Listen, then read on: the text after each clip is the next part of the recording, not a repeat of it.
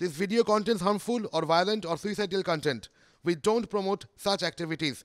All content provided by this channel is meant for an educational purpose only.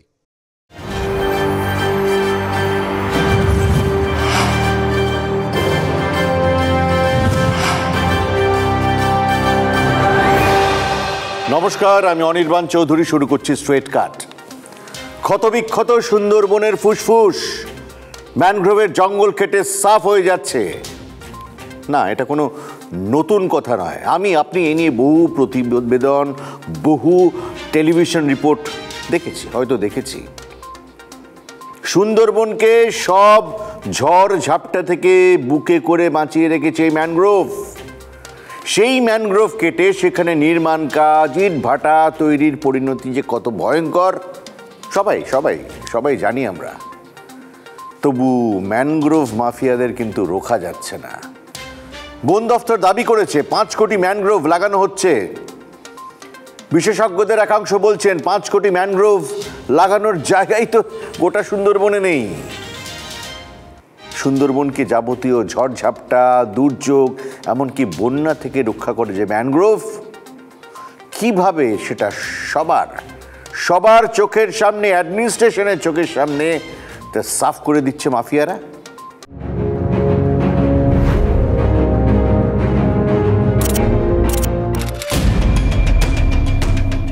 এইভাবেই কিন্তু নদীর যে পাড় ছিল, স্বাভাবিক বাঁধ, সেটাকে ঠেলে সরিয়ে দেওয়া হয়েছে। কারণ এখানে একের পর এক ম্যানগ্রোভের যে অস্তিত্ব ছিল সেটা জানান দিচ্ছে বড় বড় সে গাছের গুঁড়ি এবং সেই গাছের একদম ধ্বংসাবশেষ।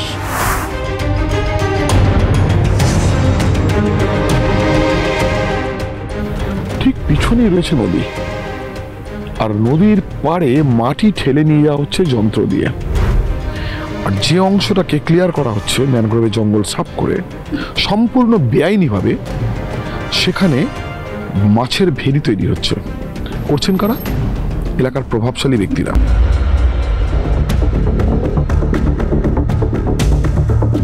কয়েক হাজার বিঘে ফিশারি হয়ে গেছে বিভিন্ন জায়গায়, শুধু এই আনন্দাবাদে হয়েছে, রানীগড়ে হয়েছে, কিসবেখালি হয়েছে। আমরা এই নিয়ে অনেক আন্দোলন করেছি, করে কোনো সুরাহা পাইনি। লাস্টে আমাদের এসে হুমকি দেওয়া হলো।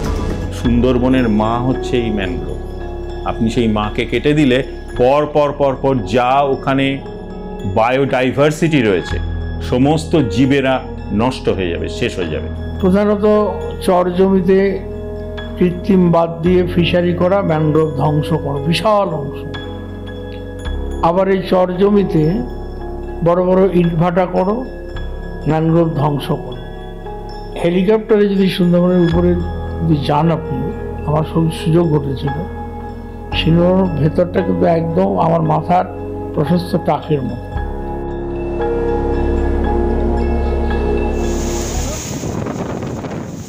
অরুণ হালদার মৎস্যজীবী, একেবারে ছোট থেকেই বাপ ঠাকুরদাদের সঙ্গে নদীর জলে যাতায়াত।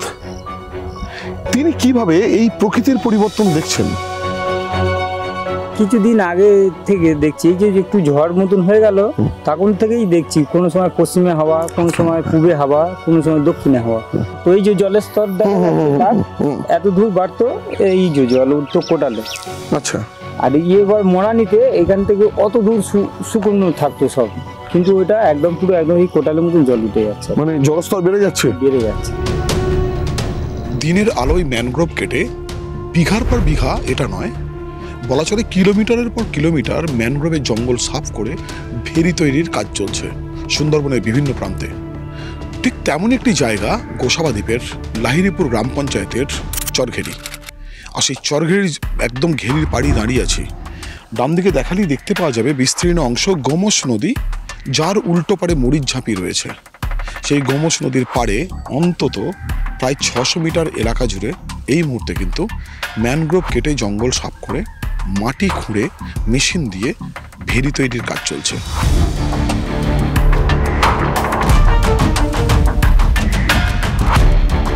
মাতলাতে যান, বিদ্যাধরী নদীতে যান, আপনি ঠাকুরের নদীতে চান, মণি নদীতে চান, হেরে ভাঙাতে যান, কত নাম বলবো আপনাকে, মৃদঙ্গ ভাঙা বলুন, মানে হাজার হাজার একর জমি ম্যানগ্রোভ সব লুট হয়ে যাচ্ছে।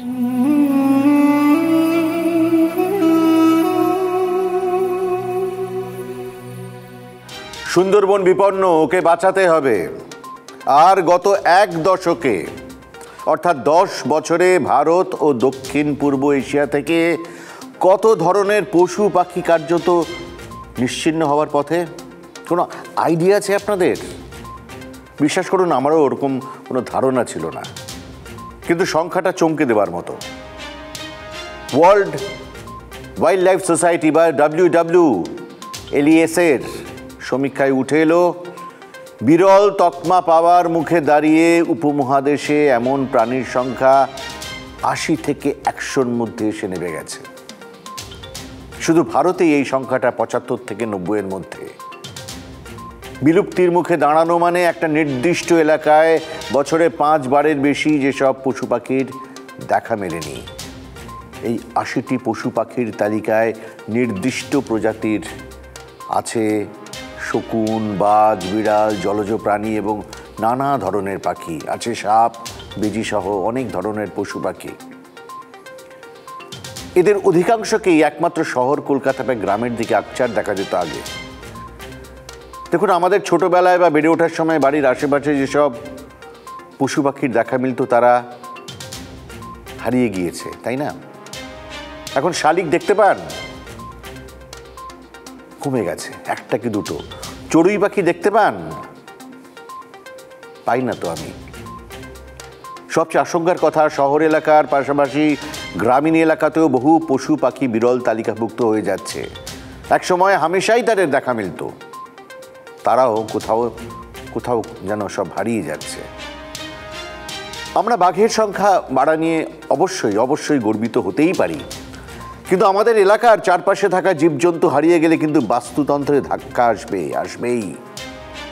কোথায় গেল ওরা? কি কারণে এই অবস্থা? কি বলবেন? নগরায়নের বিপদ না অন্য কিছু?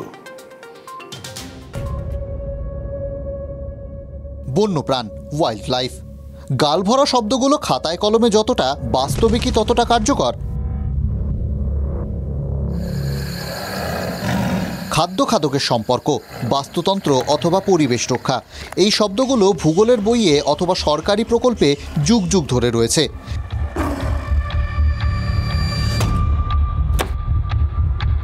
আর সব কিছুর 12টা বাজিয়ে দেওয়া মানুষ মাঝে মাঝে টের পাচ্ছে আধুনিক সভ্যতার রেজাল্টটা।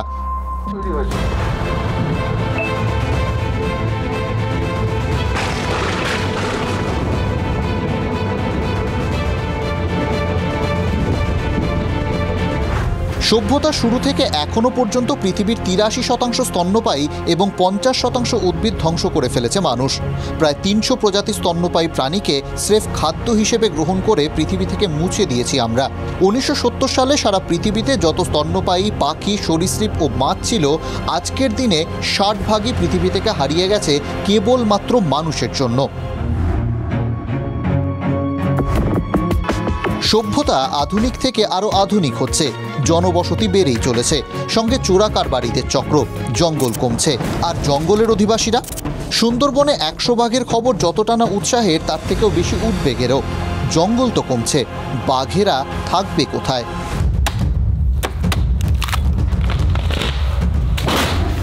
সুন্দরবন, যা কিনা পরিবেশের ফুসফুস, সেই সুন্দরবনের কোর এরিয়া জঙ্গলও নাকি সাফ হয়ে যাচ্ছে। খাদ্যের অভাবে বাঘেরা হানা দিচ্ছে লোকালয়ে। বাঘ ও মানুষের লড়াইয়ে মানুষই জিতছে না, মানুষ আসলে হারছে। বন্যপ্রাণ রক্ষা করতে না পারলে সভ্যতাও যে বিপন্ন, কে বুঝছে সেটা? এই জন্য আমরা গ্লোবাল ওয়ার্মিংটাকে আন্ডারলাইন করার চেষ্টা করছি এবং বারবার বলছি যে সুন্দরবনে বাদাবনের জঙ্গলকে আরও বেশি বাড়াতে হবে, আরও শক্তিশালী করতে হবে।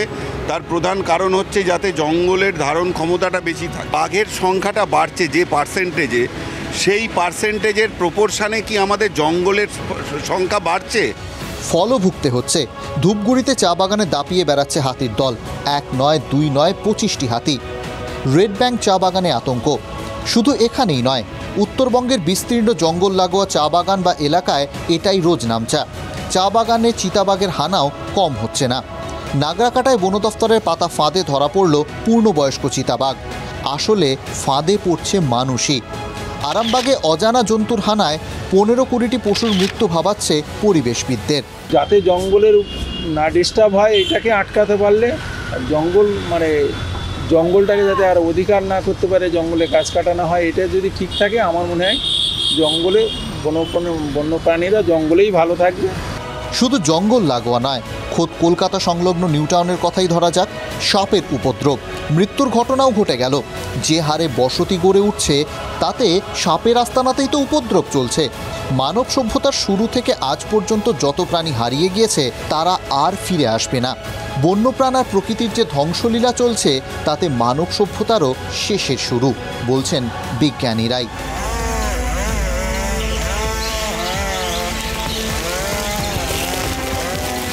TV9 বাংলা। আগামী 5 থেকে 10 বছরে বিশ্বজুড়ে গরম কতটা বাড়বে, সে প্রভাব কতটা তীব্র হবে সে বিষয়ে একমত হতে পারেনি পরিবেশ নিয়ে বিশ্বের সবথেকে বড় কনফারেন্স দুবাইতে COP2023। দুবাইতে সম্মেলন শেষেও এ নিয়ে সিদ্ধান্ত নেওয়া যায়নি। তবে পরিবেশের উপর লাগাতার ক্ষতি সামলাতে দুটো সিদ্ধান্ত নেওয়া হয়েছে। এক, পরিবেশে ভারসাম্য বজায় রাখতে ড্যামেজ ফান্ড তৈরি হবে। যে দেশগুলি বেশি পরিমাণে কার্বন নিঃসরণ করবে তাদের থেকে ক্ষতিপূরণ আদায় করে গরিব ও ক্ষতিগ্রস্ত দেশগুলিকে ক্ষতিপূরণ দেওয়া হবে। 2, সমুদ্র ও মহাসাগরে জমে ওঠা প্লাস্টিকের জঞ্জাল সাফাইয়ের কাজ শুরু হবে। COP2023 ঘোষণাপত্রে সাফ বলা হলো, জলের নিচে প্লাস্টিক ও জঞ্জালের পাহাড়ই এখন জলপথে সবচেয়ে বড় চ্যালেঞ্জ। এই প্লাস্টিক ও জঞ্জাল মানবিক সংকটের জন্ম দেবে বলেও আশঙ্কা COP23-র। 2019-এর ডিসেম্বর মাস স্কটল্যান্ডের সমুদ্র সৈকতে ভেসে এসেছিল একটি মরা তিমি মাছ। কিভাবে মারা গেল কম বয়সী তিমি মাছটি জানতে মৃত তিমির ময়নাতদন্তের উদ্যোগ নেয় পশুপ্রেমী সংগঠন। ময়নাতদন্তে যা উঠে এসেছিল তা গোটা বিশ্বকে নাড়িয়ে দেওয়ার পক্ষে যথেষ্ট ছিল। মরা তিমির পেটে 100 কেজির প্লাস্টিক, তিমির পেটে প্লাস্টিকের দড়ি, কাপ, গ্লাভস, জাল। সমুদ্রের নিচে দূষণ ঠিক কোন জায়গায় পৌঁছেছে তার একটা আভাস তখন গোটা দুনিয়া দেখেছিল। গত 3 বছর ধরে প্রশান্ত মহাসাগরের নীল, ফিন এবং হাম্পব্যাক এই 3টি প্রজাতির তিমির ওপর সমীক্ষা চালান একদল গবেষক। এই সমীক্ষায় উঠে এসেছে দিনে 95 পাউন্ড বা 43.5 কেজি প্লাস্টিক নীল তিমিদের পেটে যাচ্ছে। ফিন তিমিদের পেটে যাচ্ছে দিনে 57 পাউন্ড প্লাস্টিক। অন্য সামুদ্রিক প্রাণীরাও খাবারের বদলে প্লাস্টিক খেতে বাধ্য হচ্ছে। দেদার প্লাস্টিক খাওয়ার কারণ অত্যধিক দূষণে সমুদ্রের নিচে খাদ্য শৃঙ্খল ভেঙে পড়ছে। জলের নিচে প্লাস্টিকের যে পাহাড় জমে তাই খেতে বাধ্য হচ্ছে তিমি সহ অন্যান্য সামুদ্রিক প্রাণীরা। ফল, তিমির মৃত্যুর হার রাতারাতি বেড়ে গেছে। গত 3 বছরে তিমির মৃত্যু বাড়ছে গড়ে 20% করে। এইভাবে চললে গবেষক দলের আশঙ্কা 2040 সালের মধ্যে প্রশান্ত মহাসাগরীয় এলাকায় বিরল প্রাণীতে পরিণত হবে তিমির দল। অন্যান্য সামুদ্রিক জীবদের জন্যও অপেক্ষা করছে একই পরিণতি। প্রশান্ত মহাসাগরের আটলান্টা উপকূলে 450 কিলোমিটার এলাকার কী অবস্থা জানতে সমুদ্রের নিচে ক্যামেরা নামিয়েছিলেন গবেষকরা। সেই ক্যামেরায় উঠে এসেছে শুধু আটলান্টা উপকূলে সমুদ্রের নিচে যে আবর্জনা ও প্লাস্টিক জমেছে তা পরপর সাজালে সমুদ্র পাড়েও প্লাস্টিকের পাহাড়, সমুদ্রের নিচেও প্লাস্টিকের পাহাড়। প্রশান্ত মহাসাগর নিয়ে যখন এই আশঙ্কা, তখন অতি সম্প্রতি সুন্দরবন নিয়েও অনেকটা একই সতর্কতা শোনালো এক আন্তর্জাতিক স্বেচ্ছাসেবী সংস্থা। প্লাস্টিক বর্জ্যের পাহাড় জমছে সুন্দরবনের বুকে। বন্যপ্রাণী ও বাস্তুতন্ত্রের ওপর প্রভাব মারাত্মক ক্ষতিকর।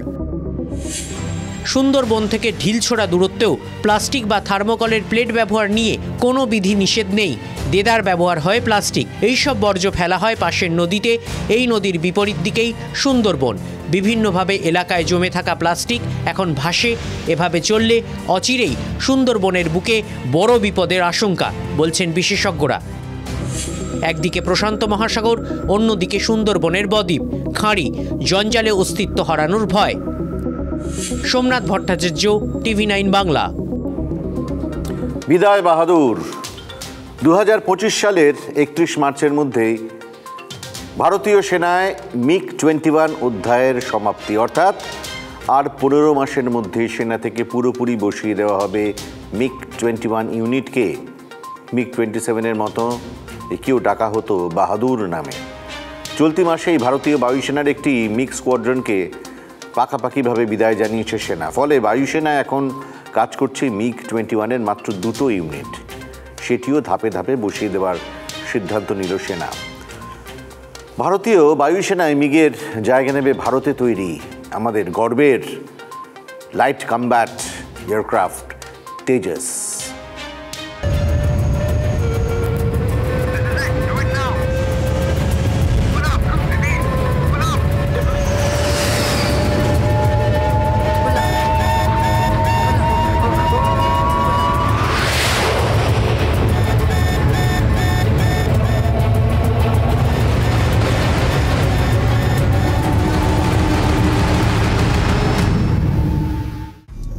শুধু রূপলী পর্দার নায়কের হাতেই নয়, বাস্তবের মাটিতেও ভিলেনকে কুপকাত করতে ভারতীয় বায়ুসেনার কাছে বারবার নায়ক হয়ে উঠেছে যুদ্ধবিমান মিগ।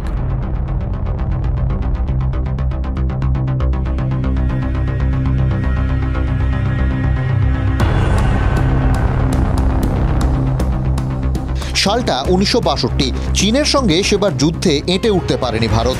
তার মূল কারণ ছিল অস্ত্রের অভাব। চীন যুদ্ধে বিপর্যয়ের পর সেনাবাহিনীকে দ্রুত শক্তিশালী করার দিকে মনোযোগ দেয় প্রতিরক্ষা মন্ত্রক। খোঁজ শুরু হয় আধুনিক যুদ্ধ বিমানের। তখনই নজরে আসে মিগ।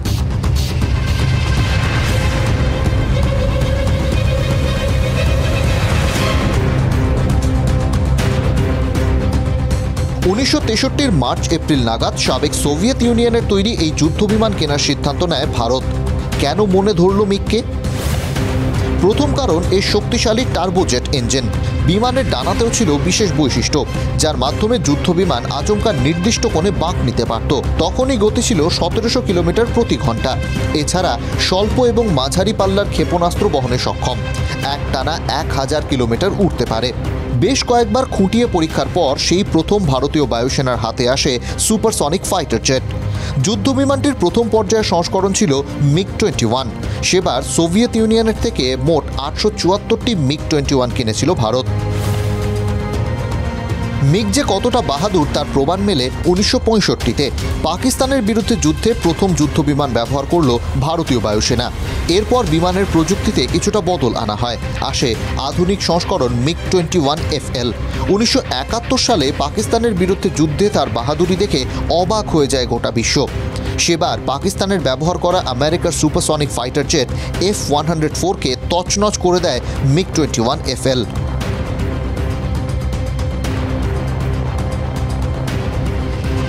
শুধু 1965 বা 71-এর যুদ্ধ নয়, 1999-এর কার্গিল যুদ্ধে পাকিস্তানের ঘুম কেড়ে নেয় MiG-27। কার্গিলের দুর্গম পাহাড়ি এলাকায় ঘাঁটি গেড়ে থাকা পাক সেনার ওপর MiG-27 বিমান থেকে লাগাতার গোলাবৃষ্টি করা হয়। সেই হামলায় মৃত্যু হয়েছিল শতাধিক পাক সেনার। অসাধারণ অবদানের জন্য ভারতীয় বায়ুসেনার থেকে বাহাদুর খেতাব পেয়েছিল মিগ। এরপর 2015 সালে মিগকে প্রেসিডেন্ট স্ট্যান্ডার্ড সম্মানে ভূষিত করেন তৎকালীন রাষ্ট্রপতি প্রণব মুখোপাধ্যায়। 2019 সে বছর নতুন করে রচিত হয় মিগের বীর গাথা।